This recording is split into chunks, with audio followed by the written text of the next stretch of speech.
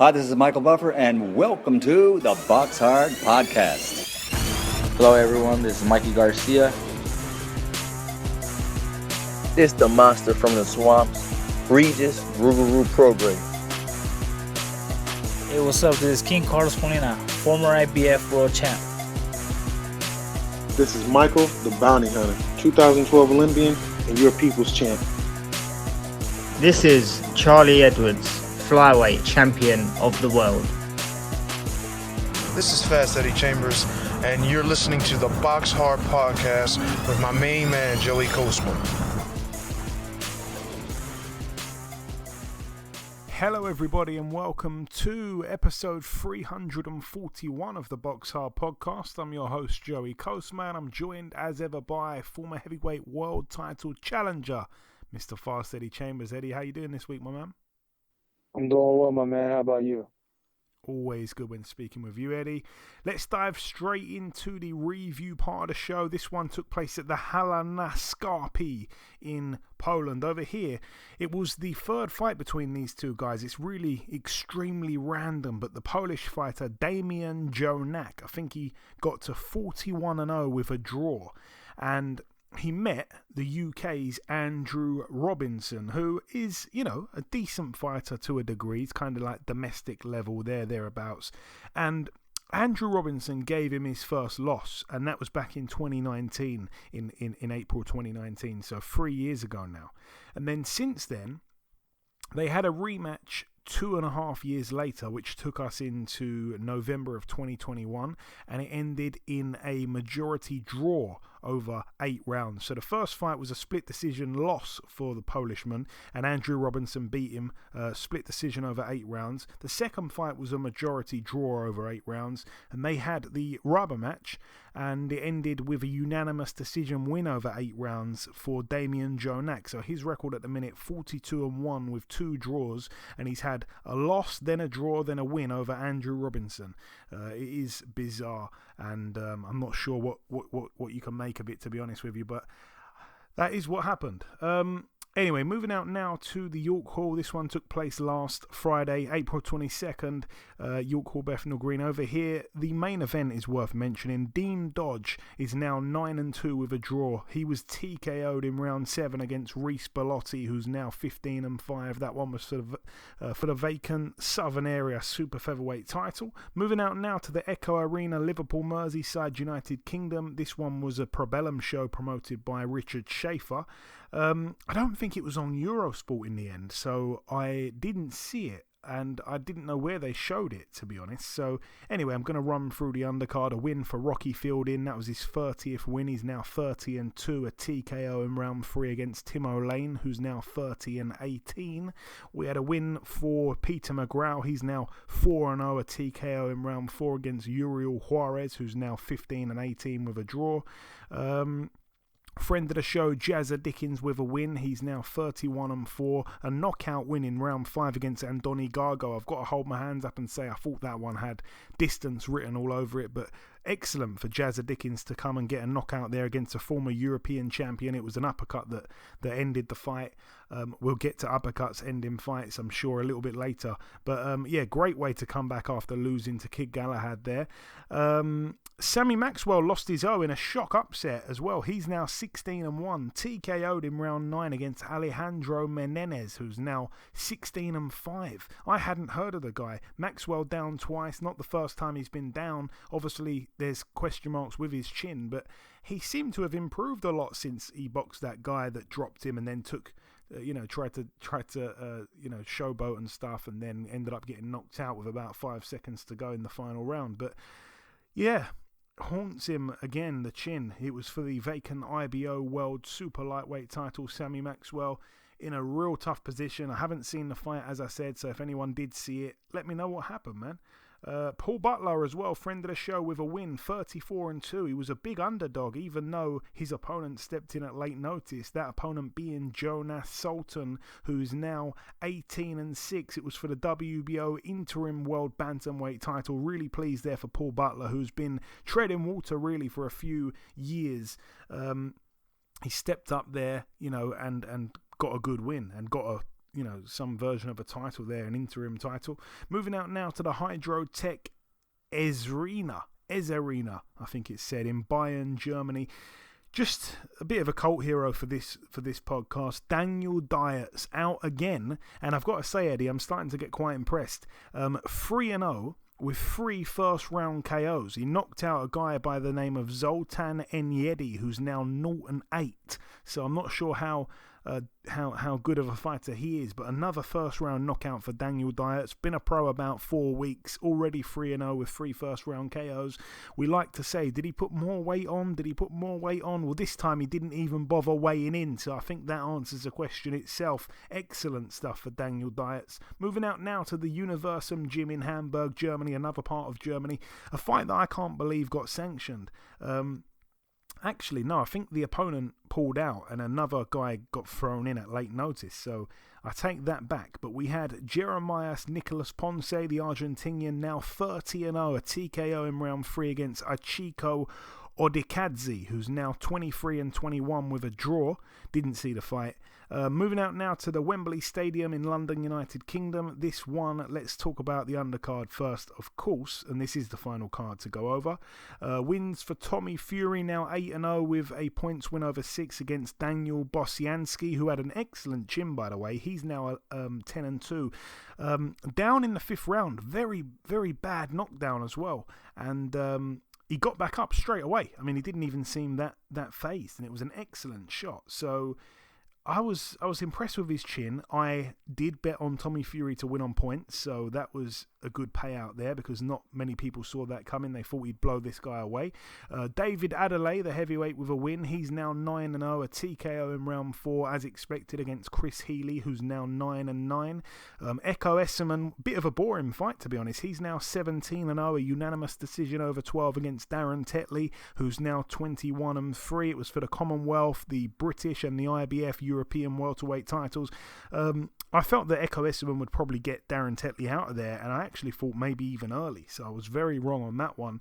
He's been very impressive in previous fights, but I just wasn't that impressed with this one, and it was quite scrappy, and I think it was the chief support fight, so it was a bit of a drag when you're waiting for the Fury fight. And heartbreak again for Isaac Lowe. I think that's 2 losses in a row. He's now 21-2 with 3 draws. He was TKO'd in round 6 against the underdog Nick Ball, who's now 15-0, still undefeated. A lot of people, I guess, in the trade, a lot of fellow fighters were actually saying that, hey, this guy Nick Ball can fight and he probably shouldn't be the underdog, and they expected him to do well, and he was sensational. Isaac Lowe down in the 2nd round, cut above his left eye, I think it was in round 3. It was for the vacant WBC silver featherweight title. Isaac Lowe needed the win. He was coming off that loss last time out. He needed the win to keep himself relevant. He loses, and I really don't know where he goes from here. I'm really devastated for him. I really like Isaac Lowe. And then let's get straight to it. The main event, Tyson Fury 32-0 with a draw, a TKO in round 6 against Dillian Whyte, who's now 28-3. It was for the WBC heavyweight world title. Whyte cut over his right eye in round 4, and an uppercut ended proceedings. I'm going to run through the 6 rounds from my point of view, Eddie.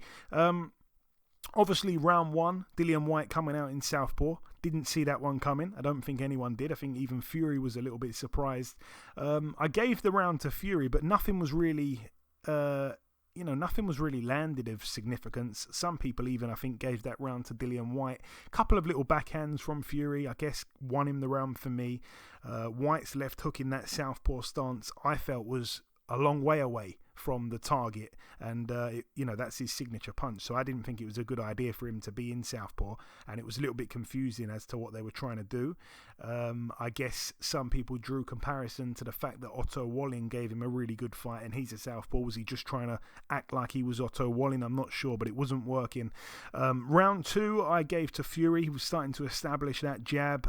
They both swapped stances, obviously, because Fury started off in orthodox, Whyte started off in southpaw in round 1. Round 2 they switch, and Fury's a southpaw, which I expected him to be doing for a lot of the fight previous to the fight. I thought he'd come out in southpaw from the get-go, and Dillian Whyte was back in orthodox. Some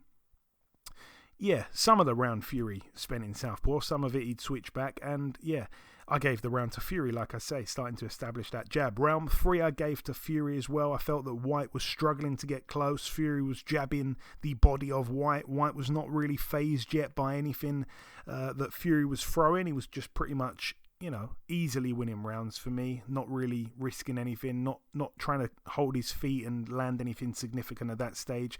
Round 4, that is the round I think Dillian Whyte got cut rather than round 5, if my memory serves me right, and it was a head clash obviously that opened the cut. I felt that Dillian Whyte was trying to fight very dirty. I think there was a time where he threw the elbow in. Both men were hitting each other behind the head. I had Fury controlling the round. I felt that Dillian Whyte was blowing quite hard in round 4. I gave all 4 of those first rounds to Fury. Round 5 I gave to Fury. I think he landed a lovely right hand in which Whyte seemed to kind of get stopped in his tracks momentarily, but again, Whyte was really struggling to make his mark. He was losing every round. He seemed to be running out of steam and struggling to even land one significant punch. And then, of course, round 6, the final round, Dillian Whyte was having a decent round, but he started to push out the punches a little bit. He seemed a little bit exhausted, and then of course that last punch of the round, a big right uppercut, and Whyte falls down, reminiscent of the way he fell against Povetkin in terms of he just kind of fell flat on his back like it's a heavy knockdown, and he got back up and he would have been saved by the bell, but he was just so wobbly on his feet that he fell into the referee. The referee waved it off, rightly so. The mad thing is that I think it was the first uppercut that Tyson Fury threw as well. I mean, as I say, he was in full control for the entire fight. The boxing IQ is on another level. I didn't expect the knockout that early. I famously said I expected maybe rounds 9 to 12, and it just goes to show really how good Tyson Fury is. And obviously, as I've said before, I think he's the best heavyweight by a country mile. I will come to you, Eddie. I just wanted to touch on a couple things that you may or may not have known. For the fight itself, the WBC president Mauricio Suleiman announced that the judges would be. It's a strange fight for them to try this on, but they decided to have the fight with noise cancelling headphones on, and I don't know if it was the right venue to do that, because there was still 94,000 people shouting for the entire 6 rounds, but I felt the scorecards were still pretty bad, actually. I think there was a couple of cards that had Whyte. I think it was 3-2 to Fury, which a lot of people just can't see it. I gave every round to Fury. There's one round in there that you could maybe give to Whyte. I can't see 2 at all. Obviously, since the fight has happened, Dillian Whyte has come out and said that where he was caught with that uppercut, it was the push that actually did the damage to kind of hurt him even more, because he said he was pushed down, he banged his head on the canvas. For me, that's absolute crazy. It was a punch that did the damage, and the push for me did nothing. And actually, I think that pushing should not be illegal in boxing at all, because when you're pushing someone, especially with 2 arms, you're leaving yourself open for a lovely uppercut. I think if you decide to take that risk, it shouldn't be illegal. That's just my own personal thing. And he's come out and said that based off that push, he wants a rematch. And Frank Warren, the promoter of Tyson Fury, has come out and said, when I was younger, I wanted to take Julia Roberts on a date, and that never happened either. So he's pretty much shut that one down straight away. And the other thing I wanted to come to you with, again, I've kind of thrown a lot at you here, but Tyson Fury, before the fight and after the fight, tried to say that this is going to be his final fight. A lot of people were buying into that. For me, I'm only going to believe it the minute that he vacates that WBC title. And I don't think he's going to vacate it, because then we wouldn't see an undisputed fight. So if he vacates it, I believe him. I don't think he's going to. I think he's going to hang around for the possible undisputed fight, and then he'll perhaps retire after that. But anyways, the fight itself, the judges wearing headphones that seem to do nothing. Dillian Whyte's push allegation and the call for him wanting a rematch, him coming out in southpaw, and Tyson Fury having his final fight. Do you believe him or not? A lot to go over, Eddie, and the floor is yours, my man. Appreciate it, but you're gonna have to remind me of each one of those things, because I'm old and my brain is starting to. Okay, well, the first thing I want to go over is let's go over the knockout with the push. And I think Tyson, honestly, when he caught him with the uppercut and then pushed him, actually kind of saved him. Because say he would have just been up, stumbling around or buzzed real bad, he could have hit him with a left hook, followed by a right hand, another left hook, stuff like that. He could have been up in the air getting caught with those kinds of shots, and it could have been worse. You understand what I'm saying? So I think by him pushing him, he kind of did him a favor and actually got him out of harm's way. If that could be my opinion. That's just my opinion. I just think that could have happened. If you look at how when he hit him, and he looked like he was, kind of, bounced like his legs were going to give way, but he was still up. And if he didn't push him, he could have, like I said, landed that left hook, and it would have just done more damage, more insult to injury. You know what I'm saying? So I think that not only should he not be penalized for it, but he should be commended, because that's what actually saved Dillian from further damage in that particular instance, in my opinion. The judging, when you hear 3-2, I honestly, it's really difficult for me to understand how somebody can give him 2 rounds. I mean, you could say, okay, if you think about the criteria, you know what I mean, I guess would be for him, effective aggressiveness. But the aggressiveness is not effective if you're getting hit with most of the punches and you're just coming forward. You're just a big punching bag. And there's no disrespect to Dillian, but this is the facts.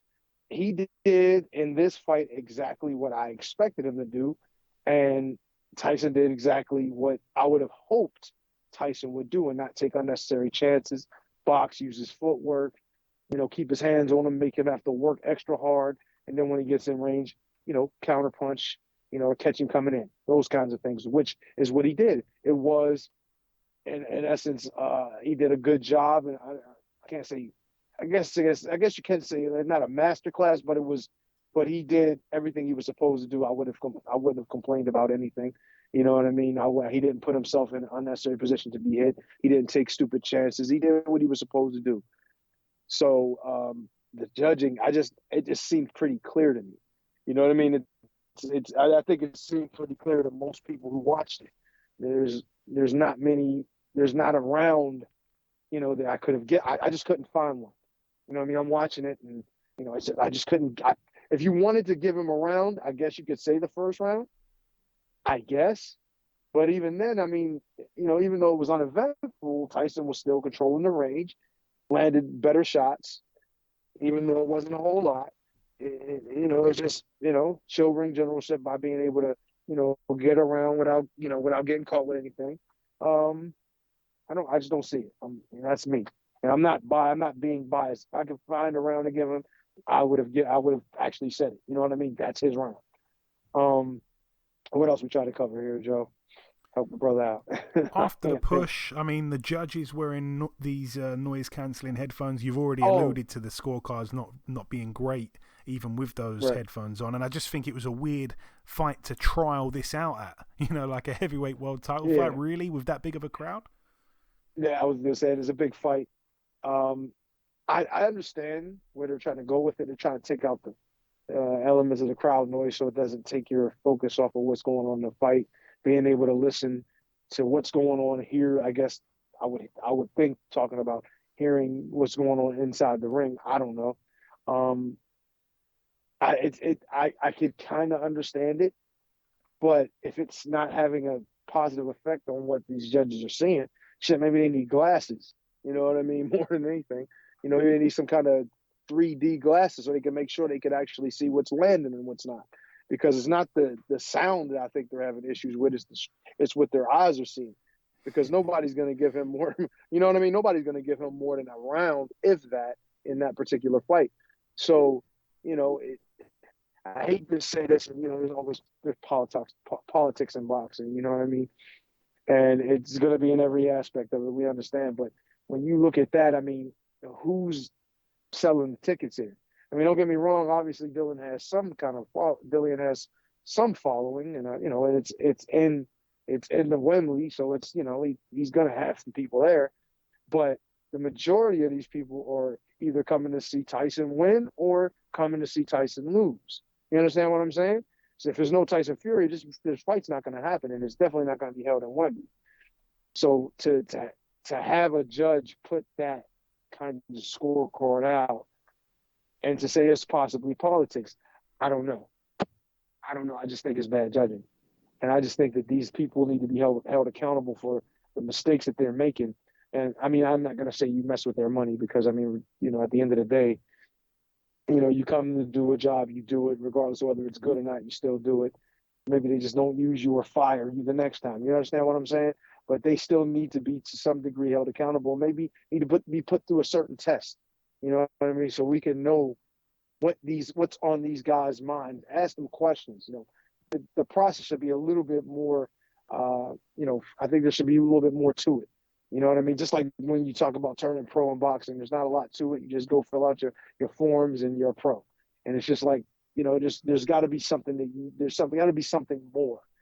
We got to demand more of our people, our athletes, but also our judges and our seconds, everyone. I feel like they need to be held to a higher standard than they are, because there's a lot of mistakes going on out here, and it's watering down the product at times. Not every time. Like this was a good show. A great show. You know what I mean? But to see a lot of the other ones that aren't so great, based on judging and different things like that, you see some of these big high profile fights and guys winning fights that don't deserve it. I think we need to hold these people a little more accountable and get this thing cleaned up.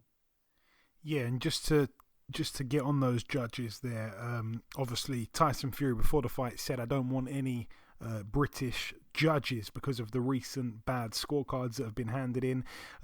It was the Canadian judge Robert Tapper who gave Fury all 5 rounds. It was the Mexican judge Juan Carlos Palaio who had it 3-2 for Fury, and the Italian judge Guido Cavalieri who had it 4-1 to Tyson Fury.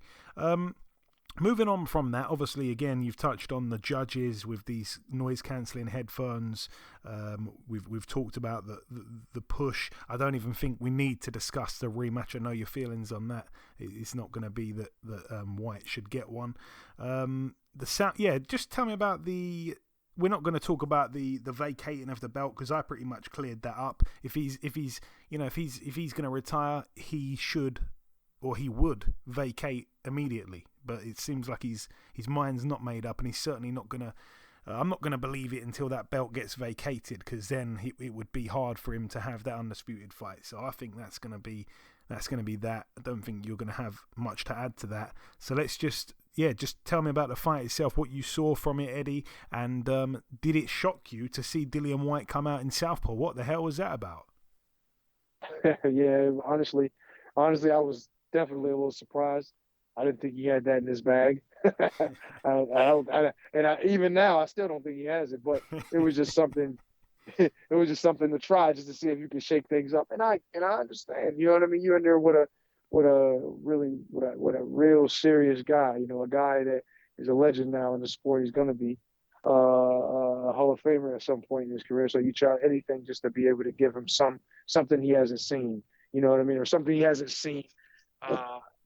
From him, from Dillian. So, but even with the exception of the whole Southpaw thing, it still was exactly as I would have expected it. Honestly, I figured mid to late round stoppage for Tyson. I don't want to say I was surprised that it was a one-punch knockout. It was a great shot, landed on time. But I feel like Dillian's tough, doesn't have the greatest chin, but he's a tough guy and he believes in himself and he's going to come in and he's going to try. So I figured he would probably get maybe mid to late rounds. So I was expecting at some point soon, but I was figuring honestly up to that point that he would take even more damage, because I thought Tyson would be a little bit busier, a little bit more on the gas with his punches, even though I still feel like he was throwing a good amount. But he actually threw and boxed the way I would have asked him to box. That's exactly what I would have wanted him to do, is exactly what he did. Keep away. Don't give this guy an opportunity. Don't give him his only opportunity, because there's no way he's going to outbox Tyson. We know that. No way on earth, right? And the only way that he could win this fight is, I don't want to say a lucky shot, but landing a big shot. It will put Tyson in a situation where he's hurt and then maybe another finisher shot or something where he could put him down, kind of like Wilder did. I wouldn't expect.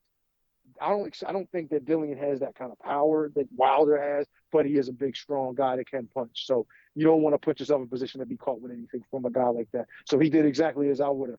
Round by round, I think it was as the rounds were going, Dillian was getting a little bit tired and he was taking too much damage. He was working, not too much damage, but he was taking some damage. And then even with some of those nice timely body shots that Tyson was landing on him to the body, that was pretty good too. And I really saw from what I was watching, I was expecting a little bit more of a blow from Dillian to get a little bit tired up to this point, a little more tired up to that point of the stoppage. But nevertheless, it didn't matter. You know what I mean? He had him where he wanted. He was in control. There was no real danger. And even some, what was a little crazy is that I was watching some of the overhand rights Dillian was throwing. And I'm like, he slipped them and all, but there was a couple that he threw that just didn't even make sense. Like he threw some, and I think Tyson had moved, but even if he wouldn't have, the shot wouldn't have reached him. It was like he literally was throwing with his eyes closed. I was surprised. I was like, he threw an overhand right, and I can't remember what round it was, but I remember watching it, and Tyson kind of slipped it, but it was either too short or the angle was off. It was so weird. And I'm like, is he really trying to land that shot? Or is he just throwing it in hopes that something may, like maybe hit the lottery and land? You know what I mean? Like it just didn't look, honestly, like he was going, like he was trying to land the shot. It was that far off. And then some of the other shots, they were real fat and loose. You know what I mean? It was like Tyson would literally have to be standing there with his hands in his pocket in order to get caught with that, not expecting that shot to come. That's the only way, in my opinion. Some of the other things he did, some of the body shots he was throwing, it was okay, Dillian. But, I just think if he was going to, like, the shots he was throwing at the head were a little bit too loose and coming out of nowhere, which could be a good thing at times. But in this situation, the way he was throwing them, it just wasn't going to be successful. Tyson's too clever for that. Plus, he was fighting at range. He was coming up short. It was his offense. I think, I don't want to say it was a mess, but it wasn't going to be enough for him to win the heavyweight championship of the world. Not like that, not against this opponent. So the fight was good. The uppercut was beautiful, landed in a good spot, and he did exactly what I expected him to be. And, if he does decide to retire, it's a hell of a way to go out at home. Yeah, it is. It was a fantastic crowd, and I said that there'd be a lot of empty seats. I think I got that wrong. There was barely any empty seats, to be honest. So that was amazing to see. Very pleased for him to be able to pull that crowd, as you say, at home. And you almost can't go out on a bigger note than that. And you were right, Dillian Whyte was missing wildly at times. But anyway, that wraps up the review part of the show. The final thing for me to do is to welcome this week's special guest. Ladies and gentlemen, please welcome the reigning, undefeated, unified Super-Bantamweight world champion. It is, of course, Mr. Stephen Fulton. Stephen, welcome back on the show, my man. Thanks, I appreciate that. Hey, it's a pleasure to have you back. So, Stephen, we last spoke back in October of last year, just a few weeks before your last fight, that win over Brandon Figueroa. While I mentioned that, actually, what a fabulous fight it was. I mean, unbelievable from a fan's perspective. Did you enjoy it being in there? I'm sure you've watched it back a few times. Yes, I enjoyed it overall. And in the post-fight interview, I remember, obviously, Brandon was full of emotion for losing for the first time. I felt you really handled yourself with class as well, because it was an awkward position you were in with the way he was being.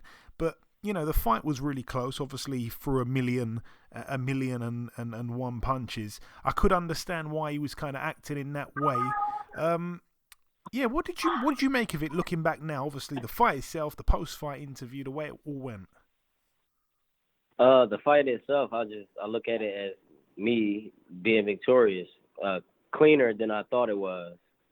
Okay. When I went back and rewatched it, I definitely outlanded him as far as like the cleaner shots. He just was throwing a lot of body shots and arm punches, but that wasn't the effective shot. Well, they wasn't the shots that were like, oh, he won the fight. I mean, I feel like a lot of Mexican fans only feel like he won the fight. But to an untrained eye, you know, I feel like they're the ones who feel like he won the fight, and of course, he's going to feel like that. But I won the fight. It was a great fight that we put on. As far as the post fight, I really don't care much about it. And Stephen, in your recent couple of fights, you've really shown that you can adapt as well, right in the middle of a fight. You've shown that you can box, you can certainly fight. Let's talk about this next fight that's happening. Obviously, you're going to be defending both your titles against the former unified Super-Bantamweight world champion, Danny Roman. The fight takes place June 4th.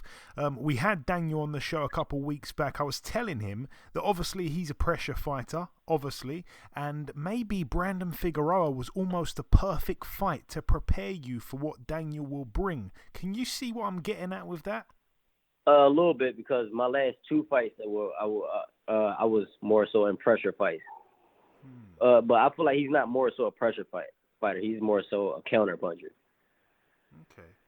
Obviously, I would say this. You don't have to agree with me, but I'd say Daniel is a bit more methodical, I think, than Brandon. Brandon, not to say he's not a smart fighter, but I feel like he just throws and throws, doesn't really care what he hits. I think Daniel, there's a bit more thought behind it. Do you agree with that? Yeah, I can agree with that. And I think as fans and as media, we also have to give you a lot of credit because, your first defense of the title, you go straight in unifying with Figueroa, a man that no one really wanted to fight. Now you're going after a former unified champion who not many people are queuing up to fight. You don't seem like you want to take any easy fights, Stephen. We love this. No, I appreciate that as well. And I mean, that's who I am. That's where I come from. That's my background. That's obviously my career, my stats. 9 undefeated fighters, 2 world champions back to back, dethroning both of them back to back, 4 undefeated fighters in a row. So it's like I've always had it the hard way. So me being in these type of fights only becomes easier and easier for me, in my eyes. And that is crazy. As you say, 9 undefeated fighters in 20 fights is incredible. I remember speaking to you, like I say, before the Figueroa fight, and one of the things that I said to you was, you're going to be boxing in Vegas, and what does it mean to you to fight in Vegas? Is that a massive thing? And I remember you saying, I don't really think nothing about that before the fight. I'm just focused on the fight. Afterwards is when I'll go, oh man, I fought in Vegas. I headlined in Vegas. I don't know, like, is that kind of sunk in yet? Like, that was a brilliant thing to tick off the bucket list, maybe? No, it hasn't really sunk in yet, because I feel like a lot of controversy towards the victory has shunned me away from it. So I didn't even care about nothing after that. Okay. That's a shame. Yeah, it is. Yeah, that is a shame. Obviously, when we spoke to Danny a few weeks ago, he's promised the fans a good fight. Do you think the fight will have a lot of action also, like your last two, in particular? I'm fighting for myself this time around. The last 2 fights I fought, fights that I felt like I needed to fight in order to gain fans or in order to gain my respect, but I got my respect already. And at the space that I'm in right now, I really don't care too much about what nobody thinks. So I'm fighting for me from here on out. So however I feel like going in a fight, that's what I'm going to do. So I can't say it'll be action. I can't say I'll box. So however I feel leading into the fight, that's just what I'm going to do. I'm loving that. I'm absolutely loving that. And my final couple questions, I wanted to ask, did you see, obviously it was a massive deal over here on the weekend, but did you get to see Fury Whyte? If so, what was your reaction? I didn't see the whole fight, but I seen the knockout. I mean, he's one of the greatest heavyweights, especially in my era. So you got to take your hat off to him. And he's the perfect example of being himself. Yeah. Yeah, you're right. And 3 weeks after your fight with Danny, the other unified champion at 122 is in action. Obviously, Murodjon Akhmadaliev, he gets in with Ronnie Rios of California. Can Ronnie Rios pull off an upset in your eyes there, Stephen, or no? Honestly, I'm being total honestly, I haven't watched Ronnie Rios fight. So I don't know how his style is. I don't know much about him. But I can say MJ is more so focused on fighting mandatories rather than just unifying. And if it was up to you, is that the only? If it was up to fight me, that I'd have you'd been want fought him. next? Yeah. I was gonna say. Get that out of the way. Why are we waiting around? What's the point of waiting for keep fighting mandatories for? There's only one thing, and that's could be he's not ready yet. And I remember speaking to you before you beat Figueroa, and I remember you saying, I just want to beat Figueroa, and then we can go for that undisputed fight. Obviously, it hasn't happened. I was kind of wondering, why didn't it happen? I'm guessing it's obviously the ball's in his court why it didn't happen. If you were to get that fight, or hopefully when you do get that fight, if you beat MJ, you've got all the belts, would you hang around, or would you want to move up and try and do something at a new weight class, 126? I'm not sure what I would do yet. I have to let that come to me. But like I said before, I'm one of the guys that's not only talking it, but I'm walking it. And guys like Daniel Roman need to show more respect, because I didn't have to take that fight. I didn't have to fight him next. He could have, got his belts back from MJ, which he did. But I seen he was throwing a lot of shots about I'm ducking this, that, third. But I didn't say nothing. I just made the fight happen. I ain't do too much talking. I made it happen. That's what I do. I make shit happen. So, I just want to keep that same energy. And that's why we love you, my friend. And just finally, before we wrap it up, Stephen, if you've got any closing words, particularly to your UK fans that I think you probably felt love from. We absolutely love staying up to watch you. Particularly the last couple fights have been so entertaining. You said it yourself. You're almost fighting to your opponents. Fighting your opponent's fight both times. It's been so entertaining. What's your message, though, to everyone that could be listening to this? My message is believe in yourself, be yourself, and love yourself. I appreciate y'all for interviewing me, and I appreciate y'all for sticking around and hanging in there with me and becoming a fan of mine. Thanks. Well said, my man. Stephen, listen, thank you for your time. Best of luck June 4th, and I look forward to speaking with you again in the future. Appreciate that. Thanks. Okay, now it's time for part 2 on this week's show. This part, of course, the news part of the show. This is the undercard of the Buatsi Richards card. So a few fights have been announced for that undercard. Alan Babic will be getting in there with Adam Bowski, who's a decent fighter, by the way. We've got Chantel Cameron getting in with Victoria Noelia Bustos. That should be a good fight there. Robbie Davies Jr. gets in with Javier Molina, and Ellie Scottney gets in with Maria Cecilia Roman. There's also going to be a couple of other additions to the card. I think John Hedges, Shiloh De Freitas as well. So moving on to the next piece of news, the card that features Janibek Alim Kanuli getting in with Danny Dignam. That one, by the way, is May 21st, so the same day as the Buatsi Richards card. But anyway, the undercard for that has been announced as well, and Jamel Herring returns to the ring against Jermaine Ortiz. That one to take place in Las Vegas, like I say, May 21st. Not sure who else is on that undercard. I think it's probably not been announced just yet, as far as I'm aware. The final piece of news to mention is that Jesse Bam Rodriguez is actually going to be, if I'm not mistaken, staying at what weight was it that he moved up to? I think it was I can't remember what weight he moved up to. I'm sure he moved up in weight, or maybe I'm confusing him with someone else now. Now I think about it. But anyway, Jesse Bam Rodriguez is getting in there with Surisaket Saw Rungvisai. That one to take place June 25th. At the Techport Arena in San Antonio. It's going to be live on DAZN. So that's going to be excellent. And also, Hiroto Kayaguchi defends his WBA Super and Ring Magazine Light Flyweight World title against Esteban Bermudez. That one's going to be in Mexico. That's going to be Friday, June 10th. So 2 cards there announced, June 10th and June 25th. Both really good main events there. Moving on now to the preview part of the show. This one takes place tomorrow at the Virgin Hotels, Las Vegas. It's going to be on Fight TV. This one is almost like the card of the famous fathers, if you like. We're going to start with the undercard. We've got Gerald McClellan Jr. He's actually 1-0. He's in a 4-rounder against Demetrius Alexander, who's 1-0. So somebody's must go there. All the best to Gerald McClellan Jr., the son of Gerald McClellan. We've also got Sharif Rahman, 5-0, the son of Hassim Rahman, in a 6-rounder against Reyes Sanchez, who's 7-1. We've got Keith Hunter, the son of Michael Bounty Hunter Sr. He's 14-1 in a 10-rounder against the undefeated 12-0 Demarius Driver, who is quite a good fighter, I think. That's over 10 rounds there. Obviously, Keith Hunter, also brother of Michael Hunter. And then the main event, Eddie, James Mackenzie Morrison, that's the son of Tommy Morrison, 19-0 with 2 draws, very big puncher, just like his father. He is fighting here for the vacant WBC United States heavyweight title against Hassim Rahman Jr., 12-0. So somebody's must go there. So we've got Keith Hunter, the son of Michael Hunter, Hassim Rahman and Sharif Rahman, the son of former heavyweight world champion Hassim Rahman.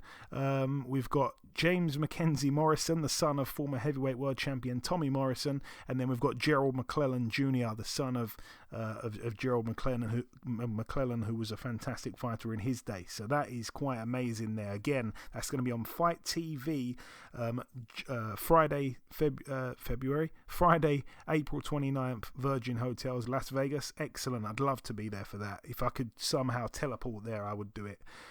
Moving out now to the Sualem Night Bazaar, which I'm guessing is a nightclub in Bangkok in Thailand. Over here with Saksa Wangek, 50-5 with a draw. I think it's still going ahead. He's having an 8-rounder against Suryan Satorn, who's 61-13 with a draw. Not entirely sure if that's definitely going ahead. But anyway, has to be mentioned. And the final 2 cards, we're going to start here with this one at the MGM Grand Garden Arena in Las Vegas, Nevada. It's going to be on ESPN Plus. I'm guessing it's going to be, definitely going to be on Sky Sports. Great card, actually. We're going to start with the undercard. Nico Ali Walsh. It seems like we're talking about so many fighters related to former greats. 4-0 Nico Ali Walsh, the grandson of Muhammad Ali, in a 4-rounder against Alejandro Ibarra, who's 7-1. We have Keyshawn Davis, 4-0 in an 8-rounder against 18-1 Esteban Sanchez. We've got the main event. Let's just go straight to it. It's a unification here for the WBC and WBO World Super Featherweight titles. Friend of the show, Oscar Valdez, 30-0 in a 12-rounder against the undefeated friend of the show, Shakur Stevenson, 17-0, as I say, over 12 rounds. It's a fight I've been looking forward to for a long time. It's a fight that could have happened at 126. It didn't. It ended up happening here at 130. It's a fight that Shakur Stevenson has told me for a long time ago that he wanted this fight. I've wanted this fight for a long time. For whatever reason, the powers that be don't want it to happen. I think he was alluding to maybe Bob Arum or maybe Oscar Valdez's team. And now, for whatever reason, I said it to him as well when I interviewed him, I don't know, a month or 2 ago. I said to him, what has changed? Because now they want that fight, Shakur. They didn't want it before. Now they want it. What's changed? And he said that he feels it's Eddie Reynoso who wants to make the big fights happen and has pretty much forced him into taking this fight, whether he wanted to take it or not. That's what he thinks. Either way, it's going to be a fabulous fight. I want the best, really, for both guys. They're both friends of the show, as I said. Valdez, I mean, never really in a bad fight, to be honest, but he can get outboxed, and there's probably no worse style for him than Shakur Stevenson, who's such an excellent boxer. Valdez can draw fighters into a war and make it ugly and really test your heart and test your chin, but I'm not so sure he's going to be able to do it with Shakur Stevenson, who's got unbelievable footwork. He's not going to get caught on the ropes. He's not going to be in a place he doesn't want to be. And to be honest with you, he's gaining experience fight by fight now.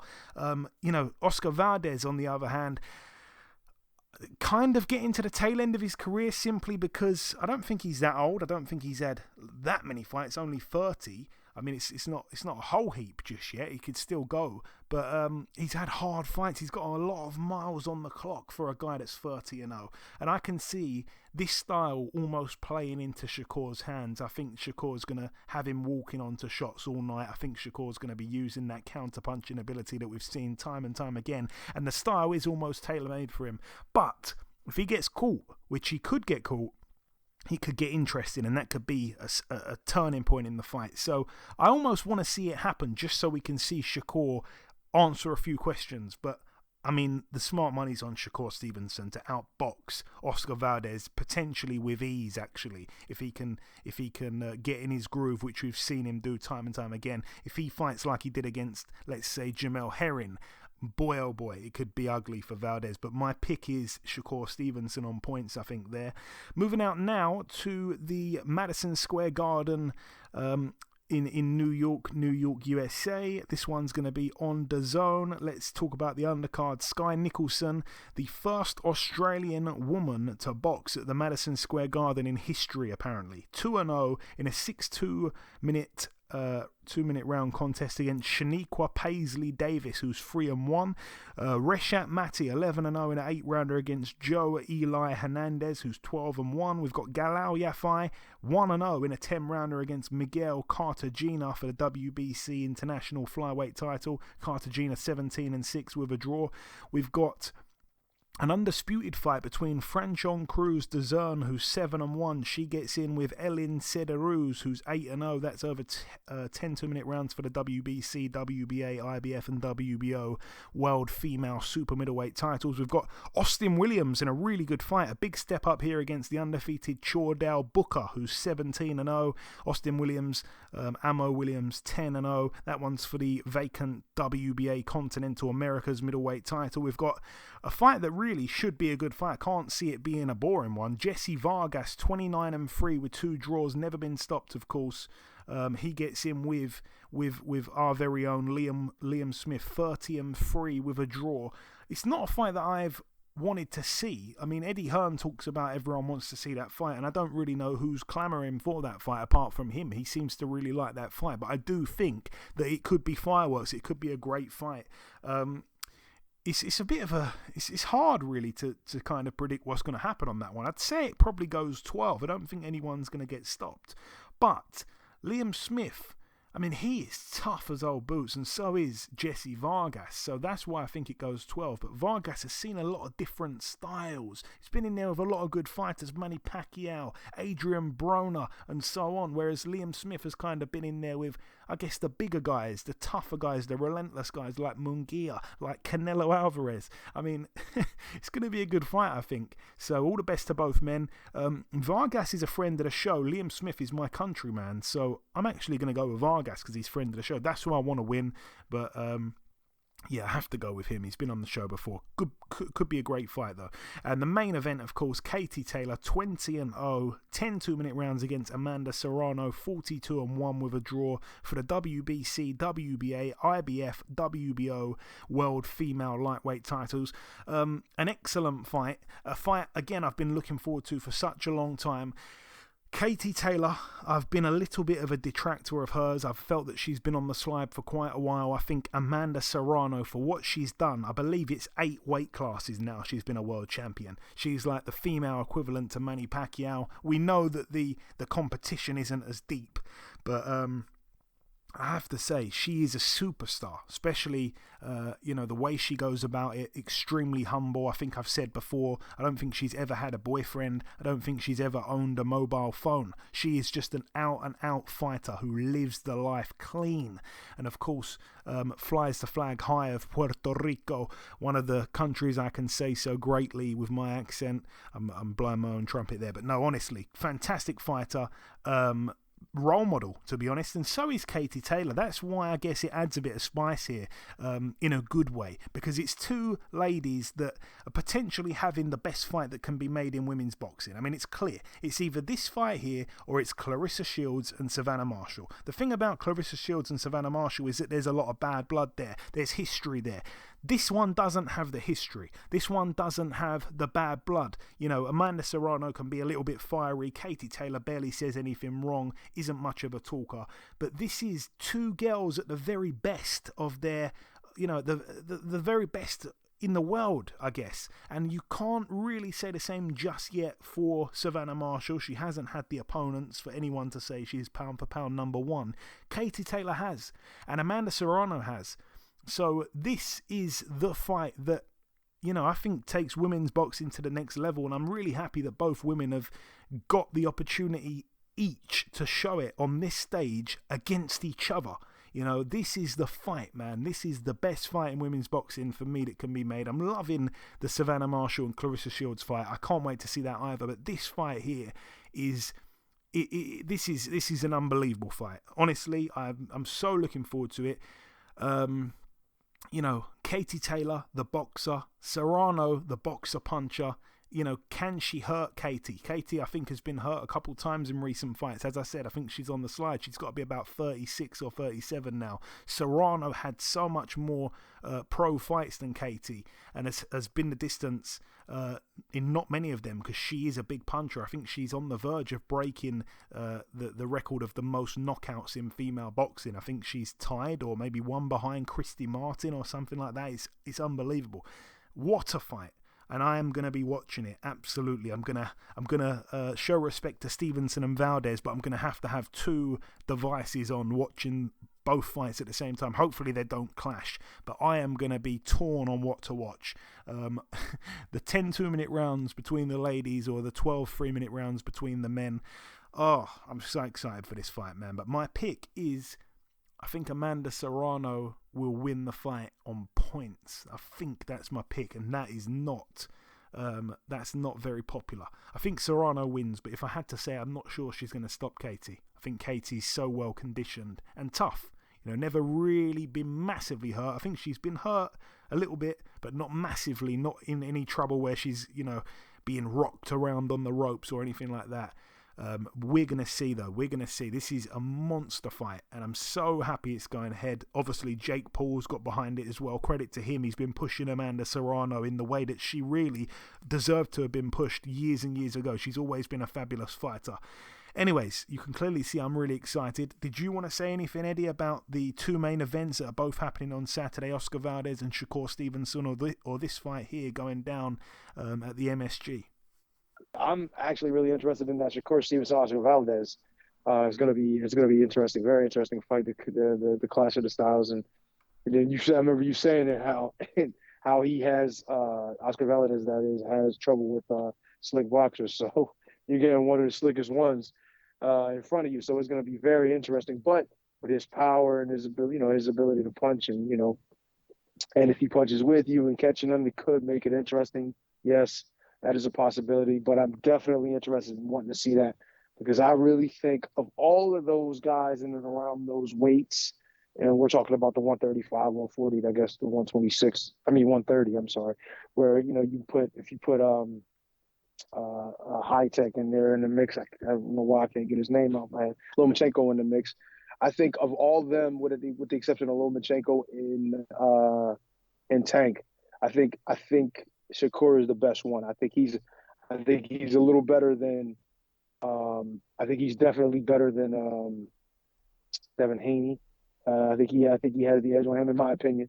Even though Devin Haney's a really, really good boxer and really skilled, I see some of the things that Shakur does, and he's a southpaw. He's special. I really feel like he's going to be one of the. I think he's going to be one of the ones that come out of that group as the top guy. I mean, Ryan Garcia, powerful, strong, and all that. I mean, powerful, has pop and everything, and he's good. But I just don't think that he's going to be the guy. I think I don't know. He could be, but I don't know. I just think of all those guys, I really like Shakur as pretty much the best skill wise, even over Devin Haney at this point. But yeah, I want to see the fight. I'm interested in seeing what happens, and hopefully it goes well for him. Yeah, absolutely. Like I say, I'm going to be watching both events. I'm not sure which one you're going to pick, Eddie. Probably the Valdez-Stevenson card. Definitely, you've got to see something, though.